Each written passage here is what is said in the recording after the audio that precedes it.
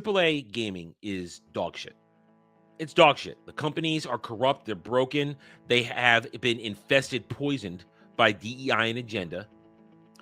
Nobody really wants the games to put out. Some people are robots. They're lambs. They're sheeple. They will continue to buy the crap yearly releases like clockwork, especially if you are an electronics arts junkie. There are such things as EA junkies. They piss, they moan, but they will buy that yearly drop from EA Sports from one of their games. They'll do it. And remember, EA is more than just sports. We'll get into that in a second, but they'll buy it every time, and because EA knows you're gonna do it. But here's the interesting thing. What could we ever possibly do to stop EA from doing what they do? Nothing. Because as long as the money kept rolling, and as long as people kept doing live service, all that kind of stuff, as long as they keep rolling the loot boxes, gambling away their money to get this and that, to get those, whatever you get in the sports games now, they had no reason to stop doing it. So you thought, you know what, eventually people are just going to stop paying money and the investors will turn on them and force leadership change. Well, that's out the window because apparently yesterday, a deal was closed. The biggest deal in gaming history for $55 billion. A private investment group led by the Saudi investors, led by Saudis, bought Electronic Arts. Full on purchased the whole kit and caboodle. $55 billion. Let's read this a little bit, and then we'll continue our commentary. Let's get the exact thing on. You guys got to zoom in for you guys a little bit here. Electronic Arts going private again in $55 billion deal led by Saudi investors. We are at Niche Gamer because they just give us the facts, no opinions. EA announced they will be wholly acquired by an investor group led by Saudi Arabia's public investment fund, PIF, making the company go private. The new deal will have PIF, Silver Lake, and Affinity Partners wholly acquire Electronic Arts for around $55 billion, with the PIF rolling over its existing 9.9% stake in the company. The deal is the largest all-cash take private investment in history, and EA CEO Chairman Andrew Wilson will remain in his position. Remember that. Noted in the press release is that all three parties bring deep sector experience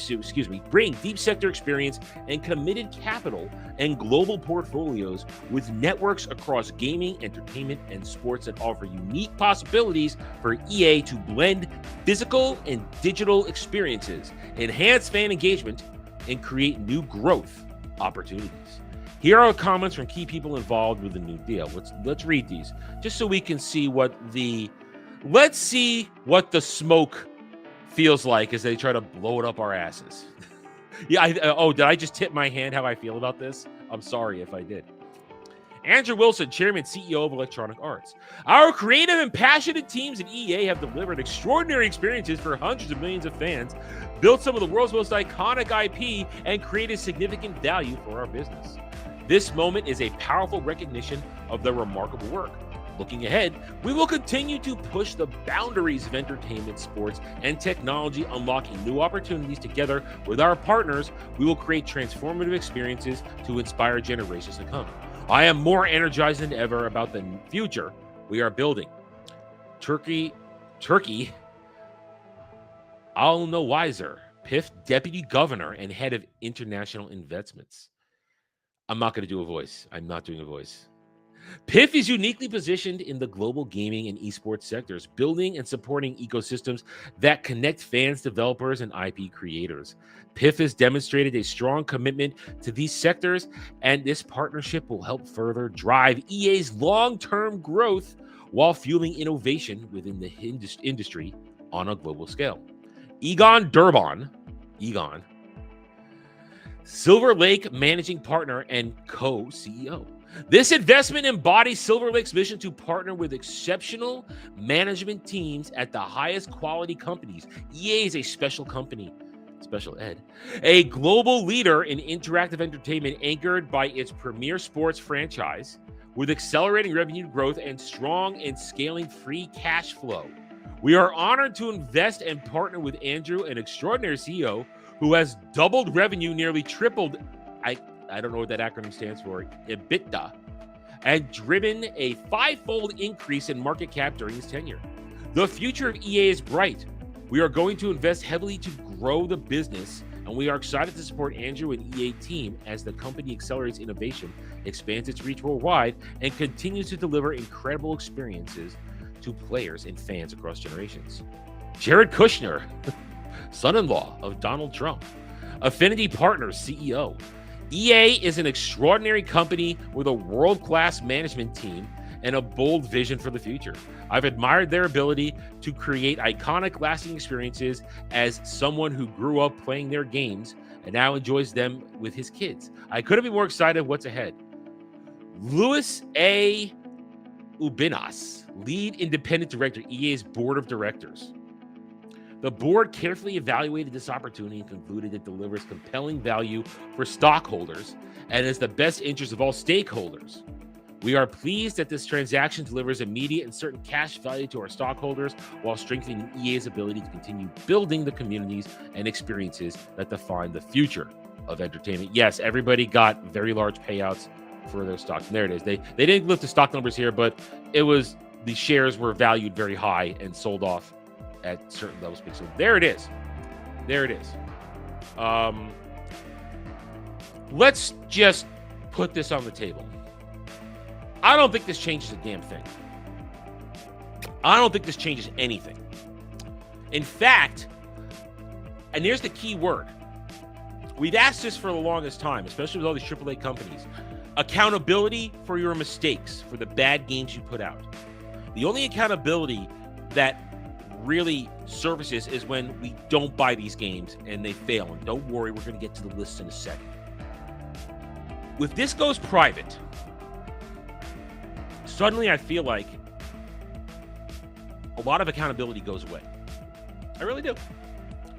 First of all, PIF, the Saudis, really, I don't care what the spiel says in the commentary. What do they know about gaming? They know about money. They know about throwing money at shit. What do they know about gaming? And if we're going to talk about this Andrew Wilson, current CEO of EA, let's remember what he did in the past several years, shall we? Let's take a look. This is a guy who allowed one of their premier subsidiaries, BioWare, to completely and utterly collapse. BioWare, while BioWare made premium games for years. Powerful IPs that, while niche IPs, were powerful in their niches. Mass Effect, Dragon Age, a couple other things there. First people that made Knights of the Old Republic, made Star Wars The Old Republic, or the MMO, which is no longer owned by them or EA. A separate company owns that now. Made great games. And then what, under his watch, under his leadership, for a decade, he allowed, and he wasn't always there, clearly. He wasn't always CEO during this. When he came in, he allowed it to continue. Let BioWare bleed money making Dragon Age the Veilguard, turning Rise of the Dreadwolf into the Veilguard, which lost them hundreds of millions of dollars. A game they can't even give away for free. A game packed with agenda. And he listened to everything they said. Remember, when that game came out, he went out. Andrew Wilson, CEO of EA, went out there and said, we're excited for Dragon Age the Veilguard. It's BioWare Dragon Age Return to Form. And then it failed. Now, did he respond in kind? Yeah, he gutted BioWare, but his lack of leadership allowed BioWare to fall, to collapse, where now they have a single chance to hold on. And that's Mass Effect 4. I don't say it's 5, it's 4, because Andromeda is not Mass Effect 4. It's Mass Effect Andromeda. Mass Effect 4. But so now, has he suffered any consequence in this purchase? I don't see it. They're letting him stay on, even though he lost the company hundreds of millions of dollars, and he destroyed. He let the destruction of BioWare happen. He let it happen. And then let's go to the more visible thing: EA Sports. Does EA Sports bring in money every year with their yearly releases? Of course they do, but it's the same shit over and over and over again. Do the morons line up? Do the brain dead people line up? Yeah, they line up, they spend the money, but you haven't grown the audience anymore because they don't improve the games. So under his leadership, the games get to come out with no improvements, no innovation. EA Sports used to be outstanding. It's in the game. I was there when it was in the game. I bought the yearly NBA Live games, played it with my friends, loved every second of it, until I didn't. Until the games got shittier and shittier. And this is a long time ago, mind you, by 2003, I was done. I was out. No more. So what we have here, as I see it, a lot of different companies come together. They have bought this. They've left an incompetent CEO in charge. They can talk all they want about, making this money, making that money. No, EA is a shit company. It's despised by gamers. Nobody loves this. Nobody loves EA. It's hated.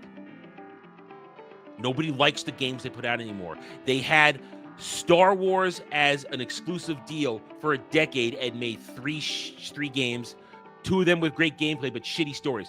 You're never going to tell me the Fallen Order Survivor that they're great games. Great gameplay, but shitty Disney Star Wars stories. They did nothing with one of the grandest IPs in history. Did nothing under this dude's leadership. This is not good. This is not good. The fact that they didn't fire Andrew Wilson out of the gate shows me they don't give a shit. They don't care. I don't care who has what experience with games and communities and cultures. I don't care about any of that shit because that's just smoke blown up our ass bullshit. Right here, right now, this deal, this changes nothing. EA is still unaccountable. We did our job. We didn't buy their shit games. Guess what? They just got bought up by somebody else who won't give a shit what we say. Now that it's private, they really won't give a shit. Now, Adam, devil's advocate, does this mean that because it's private, they can make decisions faster? Perhaps. They can punish failure faster? Perhaps. But that's only if these people know what they're doing. And at this moment, I sincerely doubt it. This changes the landscape, though.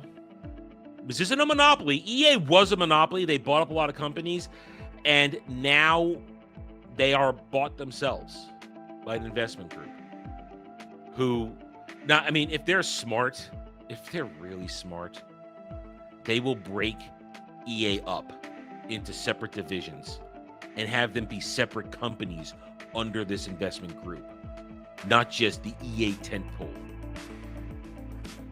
Now, there might be one little positive thing. Maybe now that it's a private group, they won't, the old thing where EA comes in and rushes something to be done quickly, maybe that'll go away. That's like maybe the one bright spot I can see. But I think this changes nothing. I don't think this is great. And it doesn't make me want to buy an EA game any more than I ever have at this point in my gaming life. Doesn't make me want to buy EA. In fact, I trust it less. What the hell does Saudis know about gaming? What do they know? Anyway, there it is. I'm sure we'll talk more about this as the week goes on. Definitely on Roundtable this week. We're going to talk about this very deeply, really get into it. There you go. I guess I'm done. And EA might be done too. Thanks for watching, everyone. If you enjoyed the video, hit that like button, subscribe to the channel.